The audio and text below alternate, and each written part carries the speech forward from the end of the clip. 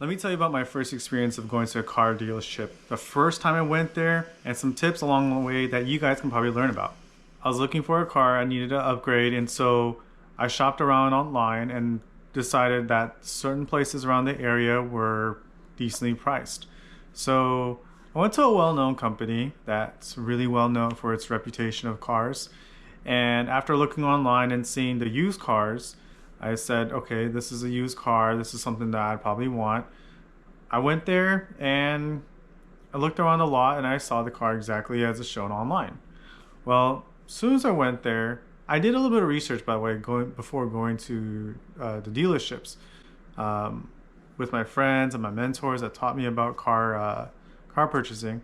But then I realized one thing, and that one thing was these sticker prices that they had on it was not as what you think it was. Well, the thing is that as soon as I got to the car dealership, I said, okay, this is the car I want to see. I'm gonna test drive it, like they always say. Okay, cool. So I test drive it. Sounds pretty cool, good. I do a huge inspection on it too, and so I go around the car and make sure everything works. Because if I decide to buy it that day, I want to make sure everything works. I do like a full visual check. I even pop up the hood as well. So I looked around the car, just said, okay, this is like a visual. I'm not really much of a car expert. And so test drove it. Everything sounded good. No issues there. As I got into the end part where I drove the car, parked the car into the lot, the Carfax all worked out. I already had a loan, by the way, pre-approval, so I already had funding for it. I went to the dealership so we can talk about numbers. One thing I remembered though at the dealership was I was told that you got to eat a big meal before you go to the dealership because it might take a while. And that turned out to be really true because I was there about for 2 hours. Such a long time. Um, so they go in there and it's exactly what I expected from YouTube videos before I even went there with all the training and all that stuff. I went there, my pre-approval, and I said, okay, how much are you pre-approved? That's not something that you really want to like talk about because they're gonna just stretch the dollar out as much as you can with your pre-approval. And so I said, well, I'm pre-approved and I don't know if I can even afford the sticker price. Well, they said, well, in fact, the price on the vehicle is not the full price at all. And I was like, what do you mean? Is that I had to pay for this other accessories that were included in the car that wasn't on the price. So they were charging about $2,000 more in accessories. Things such as a GPS, things as a protective film for the car. And I was like, well, that wasn't included in the price. So it's like, well, those are some things that are added onto it. And I said, I didn't want to pay for that stuff. And they didn't want to negotiate the price down. They said, we cannot put the price down. And when they asked me, the one thing they asked me the whole time during this conversation was, what's your monthly? And I said, I didn't really care about my monthly. All I care about is with my out the door prices. What's everything in total that I will pay for the next 3, 4, 5 years, depending on how my loan is structured. And so they kept asking me, what's your monthly? Maybe you can do a bigger down payment to make your monthly lower and all stuff. I said, I don't want to do no down payment. They always were so big on that. And so during this time, they're going back and forth. Let me speak to my manager and all that stuff. And it kind of confused me because they said we couldn't negotiate the accessories price. That's about $2,000 extra on top of the price on top of the car. So the car was about $25,000. And they said, well, it's $27,000 and then taxes, fees, and all that stuff. After 30 minutes of talking, they said, okay, let me talk to my manager. They come back. They said, okay. My manager said, you seem like a good guy. And I was like, you've only known me for 30 minutes. How do you know if I'm a decent guy? And he said, okay, we can drop the accessories 20% off. We can't do this, this, and this. And I'm like looking at the numbers like, I came there with the mindset thinking, this is the price of the car I was supposed to negotiate with. The accessories had nothing to do with it. So I was really hard on saying, I'm going to decline it. And it was just about back and forth of, let me talk to my manager, next 20 minutes, coming back. Okay, we can do this to 50%. I was like, no, I'm not even talking about the accessories. Like, look, I don't want to pay for accessories. That's not what's included on the sticker price of the car. And I said, if so, just take out the accessories. I don't want them. And so they said, oh, we can't take it out, blah, blah, blah. It's like, you can't take it out, but you're lowering the price down to 50% now. I was like, I'm about to walk out because what's advertised is not what's the car is paid for. I mean, sticker price should include the accessory price as well if it was what they offered. So I went back again and said, let me talk to your manager. Okay, fine. So they go back and say, hey, our manager said 75%, but not a penny more. And again, they're saying this again to me. I'm like, I'm about an hour and a half into it. I just got hungry. And so I'm going back and forth. I was like, man, again, I stuck to what I said. All they keep telling me is the monthly. They keep telling me how much you have to pay and all these things. And I said, what's the outdoor price? And they kept asking me, well, how much are you approved for? I was like, a good amount. And so I still wasn't comfortable. I came there with the mindset of negotiating a price, trying to get maybe a couple $1,000s down. Mind you, this was about 5 months ago, and today is December 2023. They finally go to the manager one last time, and I said, okay, it's like $100 that I had to pay for accessories. That's like about $1,900 off of what the original accessories price was. I still didn't want to negotiate that because they wouldn't even touch the dealership price. It's just, I said, you know what? I literally just said, I stood up, shook my hand, like, look, I don't think we're gonna make a deal. It's been an hour and a half to 2 hours. It's fine. As soon as I stood up, they said, okay, fine. With all this frustration, they were like, how about zero accessories? Is that the only thing holding you back? I said, no. What's holding me back is the price. I'm not even talking about the accessories. And so I just left and eventually went to a rental car place that sold cars and went with a no haggle option. I saw what I saw, did a Carfax check, and then next thing you know, I drove off with the car there. So really frustrating journey, but let's go into details of what happened during this journey and things I actually learned that now I've experienced firsthand. Mind you, this was 5 months ago. So step number one of my tips is just shop around, really.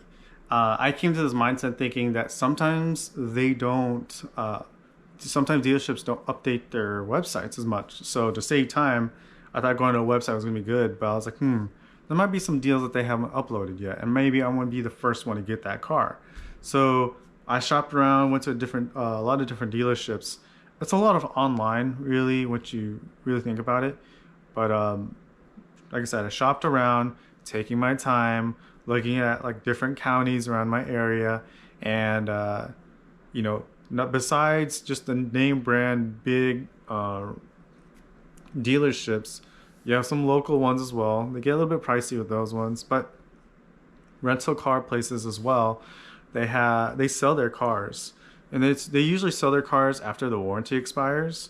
But not to say it's not a bad car either. It's just that's what their tendency is based on the mileage and based on the manufacturer's warranty. So shop around because there's plenty out there. The second thing that I mentioned was about the monthly payment. They are so obsessed with your monthly payment. Like they'll do like the 4 square box of your monthly payment. It always ends up being how much you're gonna put up front as a down payment to get your monthly low. They'll ask you, and they're pretty aggressive about it too, which I didn't like. But I know business is a really tough thing, at the end of the day. And they were like, "What's your monthly? How much are you willing to spend?" I was like, "I want my monthly to be, blah blah blah."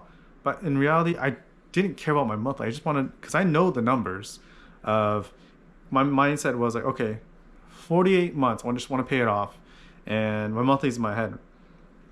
But their solution to always it was they were never going to go down in price to fit your monthly. It was always ending up to be me paying a higher down payment to fix the monthly rate. And sometimes, well, you can do dealership financing, and then we can do like 6 years or something like that. And I was like, no, I don't want to pay my car that long either. That's a lot more interest I have to pay off. I just want an out the door price. I already have a pre-approval. I know how much I can afford, but I don't want to pay a high monthly. So focus on the out the door price. Don't let them kind of get you confused with the monthly price. Tip number 3, don't test out every car in the lot. It's a way to get you exhausted. I know there's a lot of mind games with it, of just being exhausted, just wanting to sign something. But they'll try to get you to test. And I think it's just really just to get you tired and just wanting to just get a car, sign it, and drive off. But really just said, you can say no to a lot of things. Like, no, I don't want to drive all the test cars. In fact, I remember I went to one dealership. They said, why don't you want to test out the car? And then their manager came in and was like, why don't you want to test out the car? And I was like, it's 8 o'clock at night and I'm really tired. I just came here to look to see what you guys had in the lot. So, but yeah, don't test out all the cars. Just, what you want. Don't try to get them, because if they don't have it, they're going to try to get you to see another car that they do have, because they're just trying to sell you a car on whatever they have at their lot. They don't want you to go any other lots. And it's interesting enough that some dealerships, they're, even if they're the same company, they don't they're just after you getting their car. They don't care if you go to other places. They don't make money off of that. So don't waste your time if it's not the item you want. Get a timer, put a clock on it, bring a paper and pencil, because I actually brought my notebook and pencil and I was keeping track of the time, how long I'm there. I was really generous though with the time, and so I felt like I wasted my time, because eventually, like I said, I left. I didn't even make a deal, but it was more of a learning experience for me as my first time at a dealership, after just YouTube and a bunch of people telling me, kind of coaching me about dealerships. But I took notes what they said, and I took notes, understood what they were telling me, and running their numbers. And at the end of the day, I wanted to be, because the idea was that you're going to be so confused by a bunch of numbers and words they say, that you just want to just take for what they say. They're going to talk so much. And so I wrote down my goals and numbers, and I wrote down what they were saying. And if it never aligned with me, I just told them, it needs to be my numbers. It needs to be my numbers. So having something there physically visual where it says, these are my numbers. This is what I want. Can you give this to me? You got to be really strict on it, because they like to play a little bully here and there. And just check all your numbers. Get a printout of what they're charging you if you were to sign it right now. And let them know with the timer as well. Hey, I'm going to be looking at other dealerships. I'm only going to give this price an hour. If you can make me a deal, good. If not, then hey, I'm out of here. Because, they take up so much time. It's from day to night. And I was like, man, it's only been like an hour and a half to 2 hours. This feels like forever. All it is just waiting. They're always talking to the manager. So ask if you can just talk to the manager directly. Like, you don't want to deal with two people. And it ends up being like someone there that you first meet, and then someone there to close the deal. And I'm just kind of like, look, at the end of the day, just let's stop wasting each other's time. Are we gonna make this deal or not? Let me talk to your manager if he or she making all these calls. And so yeah, be straightforward with it. Tell them this is what you want. Now, one thing I forgot to mention was trade-in.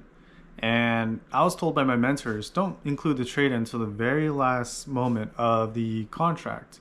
The reason why is because they would always like to factor your trade-in so that they can also factor your monthly in it as well.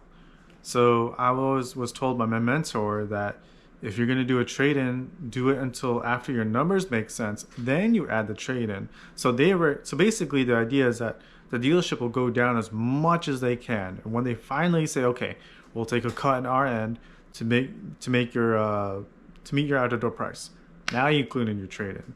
So when they asked me if I'm doing my trade-in, I said, well, I'm thinking about it, but that's not a factor into this deal, because it really was. So when you do a trade-in, you don't have to say yes. You can keep the car, really, but if the numbers don't work, there's no point of keeping a trade-in. Trade-in's like the bonus to deducting the final price of it. So once they cut their numbers into what meets your goal, then factor your trade-in. So one thing to remember about trade-ins. So that is my experience with car dealerships. Realize that hopefully I don't have to go to a car dealership anymore as often, but that's how they try to get you to spend a lot more money, is with the accessories and stuff like that. I don't understand why when they advertise the price at the lot and it doesn't match the price on paper when you start talking to them. So just keep an eye on that. You have some smart thinking, do your research, and just be strong with it. And anyways, I am the Real Finance Foodie again. Thank you for being patient with my videos. If you guys like to learn more about finance, just make sure you click the other videos that's being presented, and I'll see you guys in the next video. Take care.